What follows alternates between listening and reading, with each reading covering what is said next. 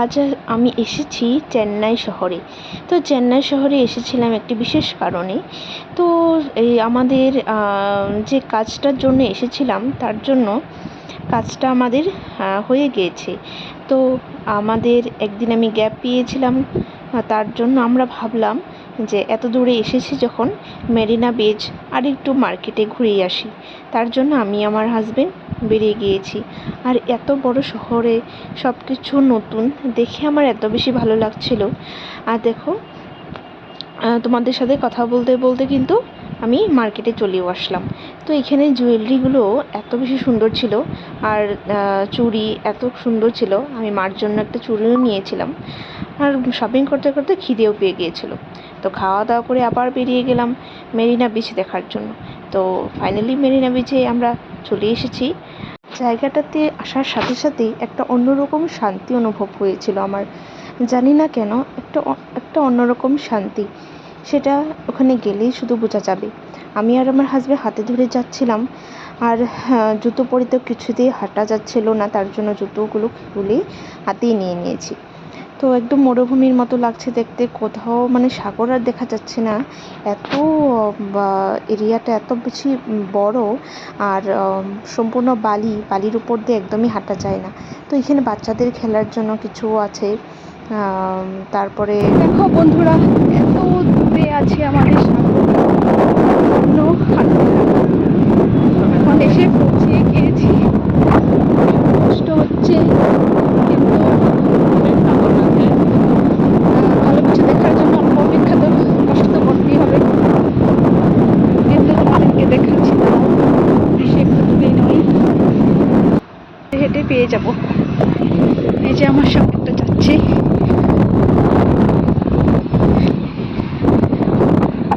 দোকান দিয়ে বসেছে, ভালোই হয়েছে। বাই চান্স কারো যদি খিদে পেয়ে যায়, খেতেও পারবে আর এনজয়ও করতে পারবে। দোকান আছে, জুসের দোকান আছে।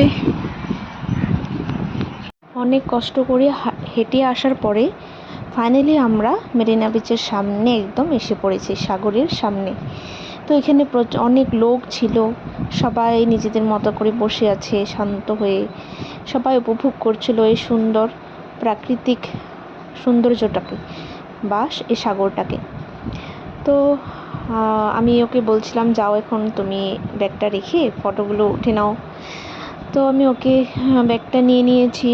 ও আমার থেকে ব্যাগটা নিয়ে এত দূর হেঁটে এসেছে কষ্ট করে।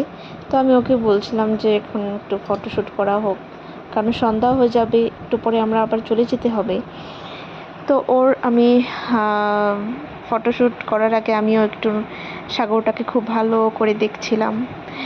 তো এর মধ্যে চলে আসলো একজন কাকু, বলছিল আমরা যাব নাকি এই উঠে। তো আমরা বললাম আমরা তো জাস্ট এসেছি। তারপরে আমাকেও একটু ভিডিও করে দিল। আর দেখো জলের ঢেউ এত সুন্দর, যখন পায়ে প্রথম ছুঁয়ে দিল আমার এত বেশি ভালো লেগেছিল, আমি কিছুতেই বোঝাতে পারবো না। আর আমি প্রথম দেখেছি, তো আমার ঢেউ দেখলেই এত বেশি ভয় লাগছিল, কিন্তু ভালোও লাগছিল। আর ওকে বলছিলাম যাও আমি ভিডিও করি, তো ও সেটাই পোস্ট দিচ্ছিল। তো জল দেখলেই আমার ভয় লাগছে, কিন্তু যখন ঢেউ এসে পায়ে ছুঁয়ে যাচ্ছে। তো বন্ধুরা, আমি ঘরে এসে গিয়েছি। ফোনে চার্জ ছিল না, তার জন্য আমি ভিডিওটা কন্টিনিউ করতে পারিনি। তো এখন ঘরে রুমে এসে ফ্রেশ হয়ে পপকর্ন কিনেছিলাম, এগুলো তোমাদের সাথে শেয়ার করতে পারিনি কারণ ফোনে চার্জ ছিল না। এখন বাকি অল্প রয়ে গিয়েছে, সেটা বসে বসে খাচ্ছি। আর আমার ভিডিওটা দেখতে থাকো, ব্লগটা দেখতে থাকো, আর কেমন লেগেছে সেটা অবশ্যই কমেন্টে জানাবে। Thank you. তো ফোনে চার্জ না থাকার জন্য তো অনেক ভালো ভালো মুহূর্তগুলো তোমাদের সাথে আর শেয়ার করতে পারলাম না। তো কিছু না, তো আমার রুমের অবস্থা দেখতেই পারছো, কি প্রচণ্ড খারাপ অবস্থা হয়ে রয়েছে। তো এসে আমি একটু ও সবজি কিনে নিয়েছিল, তো ভাবলাম একটু সবজি করে নিই, কারণ সবজিগুলো তো নষ্ট হয়ে যাবে না। তার জন্য সবজি একটা বানিয়েছিলাম, আর বানিয়েছিলাম ডিম কারি, আন্ডা কারি বলো আর ডিম কারি বলো, সেটাই বানাচ্ছিলাম। তো দুজনে মিলে আমরা খাওয়া দাওয়াটা করে নিলাম একসাথে। রুমে এসে একা একা খেতেও ভালো লাগে না, বাড়িতে তো সবার সঙ্গে খাই। তো এখানে এসে অল্প করে রান্না করে অল্প করে খেতে ইচ্ছেও করে না, কিন্তু এখন খেতে তো হবেই, কিছু করারও নেই।